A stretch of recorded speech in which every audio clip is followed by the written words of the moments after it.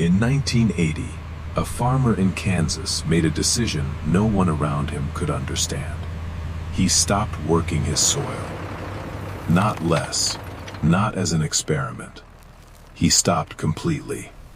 No plowing, no turning, no disturbing the ground at all. They called him lazy. Not as a joke, not behind his back. They said it to his face.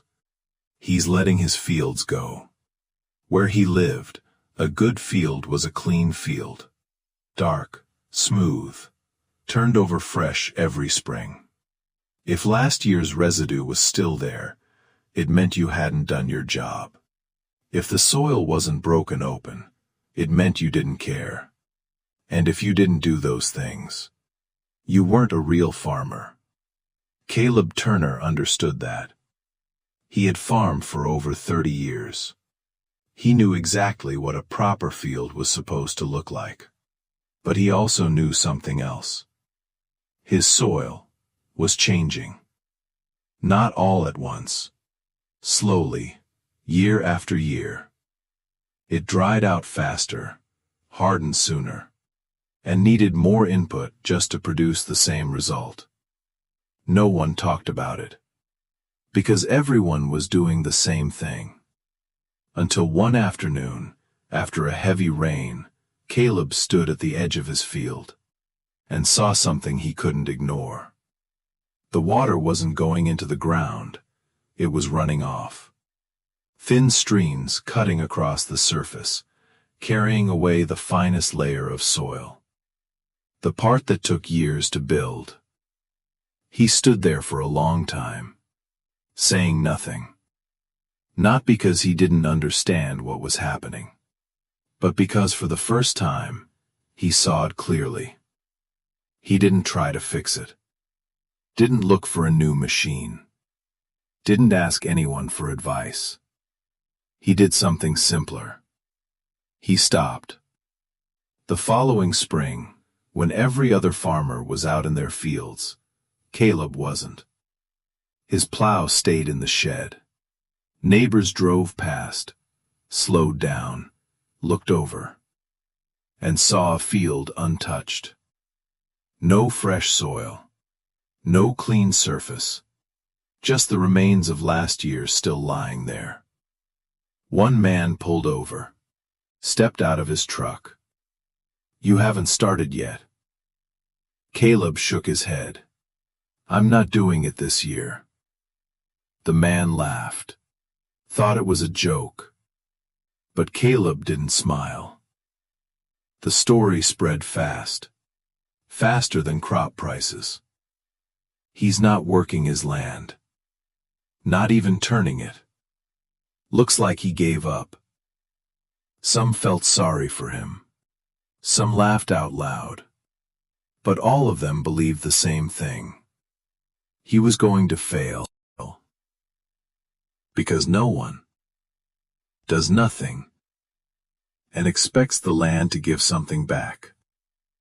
But Caleb Turner wasn't trying to do more. He was trying to see what would happen if he stopped breaking it.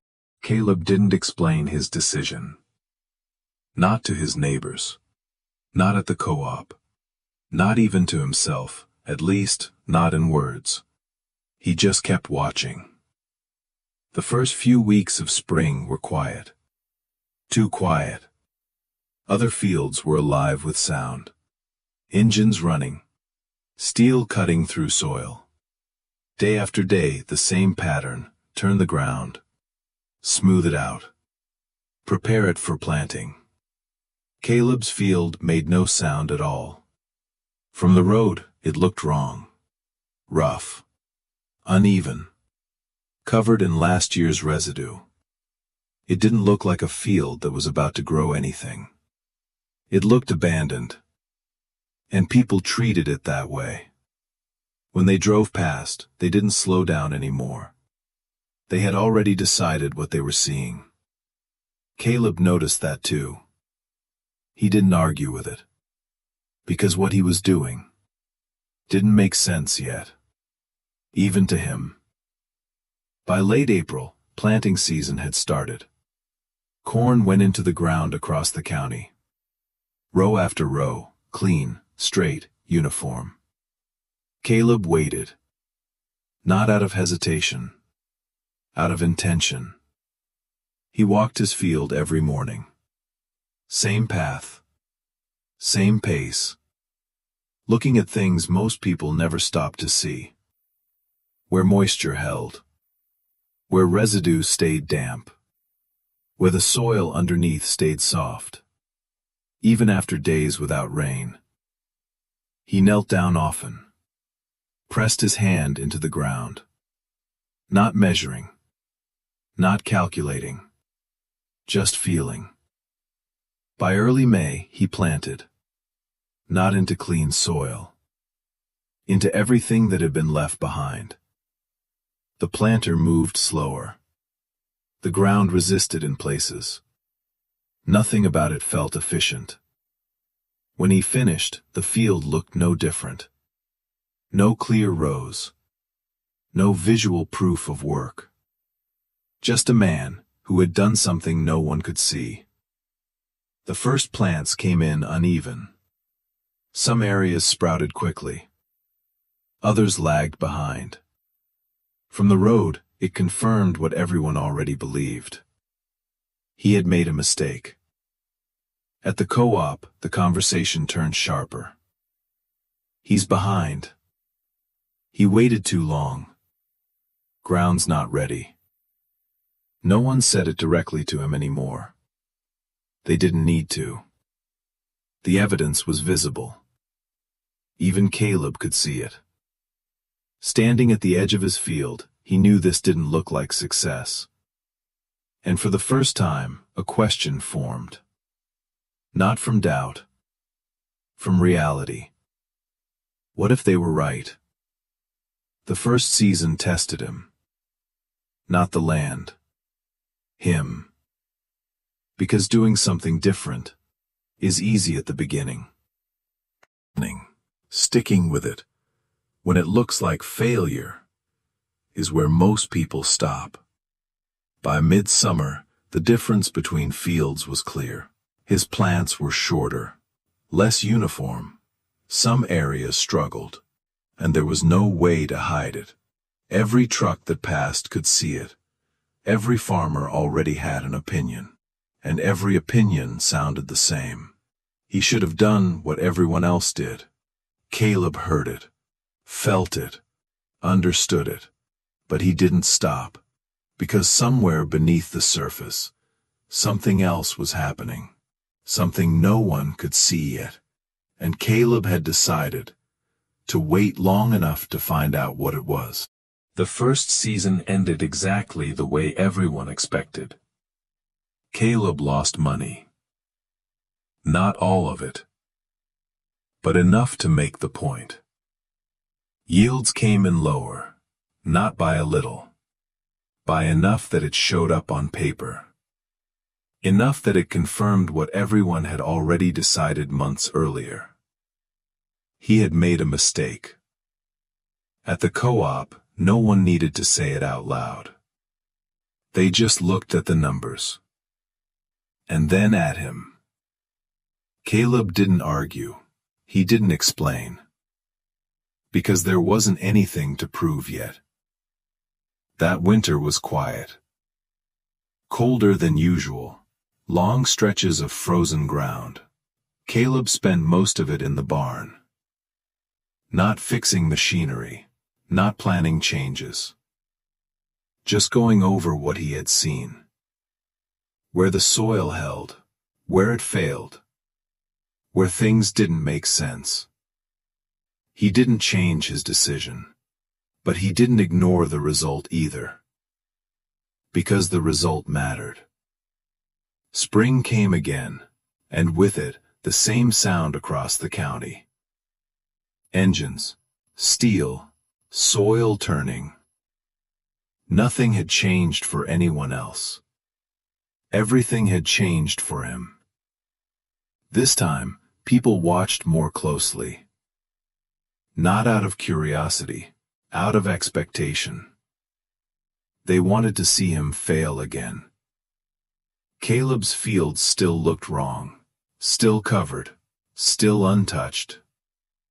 But something was different, hard to describe, easy to miss. After the first rain of the season, the ground didn't behave the same way it had the year before. The water slowed, didn't run as fast, didn't carry as much soil with it. It lingered, just a little longer. Caleb noticed. He always noticed. He knelt down in the same spots as before, pressed his hand into the ground. It gave, slightly more. Not soft, but not hard. Different. He didn't say anything about it, didn't mark it down. He just kept watching. Planting came again. Same method, same patience. This time, emergence was more even. Not perfect, but better. From the road, it still didn't look impressive, but it didn't look like failure either. Mid-season brought heat, long days, little rain, the kind of stretch that usually exposes everything. Fields across the county began to show stress. Leaves curling, color fading. On Caleb's land, the change was slower. Not obvious at first, but steady. The ground held moisture longer. The plants held their shape. Not because conditions were better. Because something underneath had started to change. By late summer the difference was measurable. Not dramatic, but real. He didn't recover what he had lost the year before, but he didn't fall further behind either. And for the first time, the numbers stopped moving in the wrong direction. At the co-op, the tone shifted. Just slightly. Less laughter, more questions. No one asked him directly. Not yet. But they started looking at his field differently. Not as a failure, not as a mistake, as something they didn't fully understand. And that made them uncomfortable. Because if it worked, it meant something else wasn't. Caleb didn't push it, didn't try to convince anyone. He just kept doing the same thing. Season after season, waiting, because he knew whatever was happening wasn't going to show itself all at once. The third season didn't begin with rain. It began with nothing. No storms, no steady moisture. Just dry air, and weeks that stretched longer than they should. At first, no one worried. Dry spells happened. They always had. But by early summer, the ground started to show it. Fields that had been turned in the spring began to harden. The surface sealed. Water, when it came, didn't go in. It ran. Then it disappeared. The moisture underneath didn't last. And the plants felt it. Leaves curled sooner.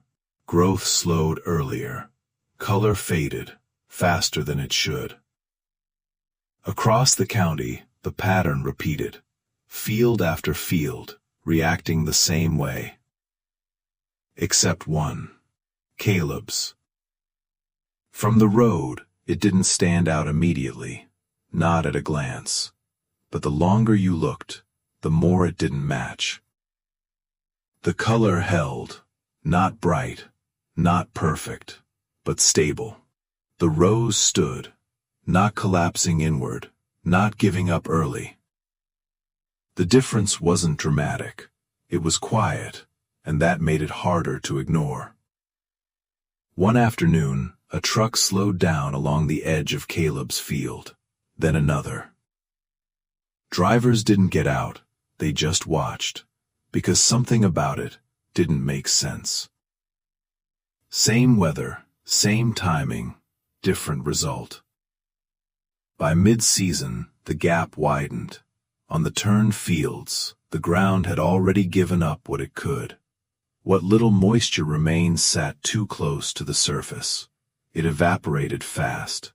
Roots had nowhere deeper to go. They had been stopped long before the drought began. On Caleb's land, something else had formed. The surface stayed covered, protected. Underneath, the soil held together. It didn't crack open, didn't seal shut. It breathed. And the roots followed, deeper, past where they used to stop. Caleb didn't need to measure it. He could see it in the plants. He could feel it under his boots. The ground wasn't resisting anymore. It was supporting. By late summer, the difference became undeniable. One side of a fence, thin rows, uneven height, patches already failing. The other side, steady growth, consistent color, holding on. People stopped laughing completely, not because they had changed their minds, because they had run out of explanations. At the co-op, conversations slowed. More listening, less talking. No one wanted to say it out loud, but everyone was thinking it. What if he was right? One evening, a farmer parked at the edge of Caleb's field and got out. Walked over. Didn't speak at first. Just stood there, looking. Then finally, "What did you do different?" Caleb didn't answer immediately. He looked out across the field. Then said, "I stopped trying to fix it." The man frowned. Didn't understand. Caleb didn't explain further. Because the answer wasn't in words. It was under their feet. And for the first time, people were starting to notice it. The drought didn't end quickly. It stretched, week after week. Long enough to make every decision visible. By the time the season was over, no one needed to compare numbers. They could see it. Fields that had been turned gave out early. Some didn't make it to harvest at all. What survived came in light, uneven, expensive to produce. Caleb's field didn't escape the drought. Nothing did. But it held longer, produced more, and cost less to keep alive. The difference wasn't luck. It wasn't timing. It was what had been building, quietly, for years. After that season, no one called him lazy again. Not once. They didn't apologize. They didn't need to. They changed. Slowly. Some stopped turning their soil as deep. Some left more residue behind. A few tried not touching certain fields at all. Not because they fully understood it. Because they had seen enough. Caleb didn't try to teach them. Didn't offer advice. He just kept doing what he had been doing. Season after season. Because he knew this wasn't something you explain. It was something you let the land show. Years later, a young farmer asked him the same question everyone else had been asking, just in a different way. What made the difference? Caleb thought about it for a moment, then bent down, picked up a handful of soil, let it rest in his palm. Dark, loose, holding together without falling apart. He didn't look at the farmer. He looked at the ground, and said, "I stopped treating it like something I had to control." He let the soil fall back to the earth, then added, "I started treating it like something that already knew what to do." The answer sounded simple, too simple, but it carried everything that had happened before it. Because what Caleb learned wasn't about doing less. It was about knowing when doing less mattered more. Out there, on land most people thought they understood, he had found something different. Not by adding more effort. not by chasing better tools, but by stepping back and letting the ground work the way it was meant to. And in the end, the thing everyone thought he had abandoned was the very thing that carried him through. Because sometimes, the strongest move you can make is knowing when to stop.